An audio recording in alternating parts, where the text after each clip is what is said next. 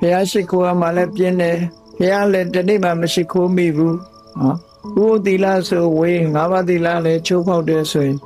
ဒါကိုယ့်ကိုပျက်စီးနေပြီလို့မှတ်သားဖို့တော့ကုသိုလ်ကောင်းမှု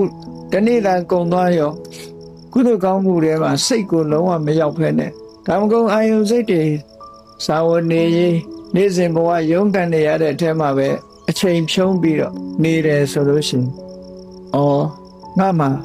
ကောင်းတဲ့စိတ်တွေပျက်စီးနေပါလားဆိုတာဆင်ញင်သုံးသပ်တွေးတောအောင်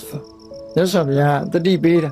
ကိုရဲ့ပျက်စီးဆုံးရှုံးနေမှုကိုလည်းပဲဆင်ញင်သုံးသပ်ပေးရမယ်နောက်တစ်ခုကျတော့ကိုနဲ့ကိုပတ်ဝန်းကျင်ဆိုတာဆက်ဆက်ပြီးတော့နေတခြားပုဂ္ဂိုလ်တွေကိုလည်းကြည့်လိုက်တခြားပုဂ္ဂိုလ်တွေရဲ့ကိုနဲ့အနီးမှာပတ်ဝန်းကျင်မှာရှိတဲ့ပုဂ္ဂိုလ်တွေရဲ့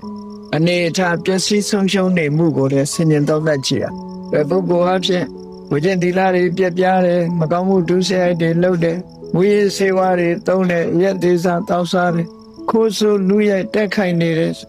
အဲ့ဒီပုဂ္ဂိုလ်ရဲ့အခြေအနေကိုကြည့်ဘယ်လိုဖြစ်သွားသလဲဆိုတာမျိုးသူတို့ဘာရဲ့ပျက်စီးဆုံးရှုံးမှုဆိုတာကိုလည်းဆင်ញင်သုံးသပ်ကြည့်ဖို့လိုအပ်တယ်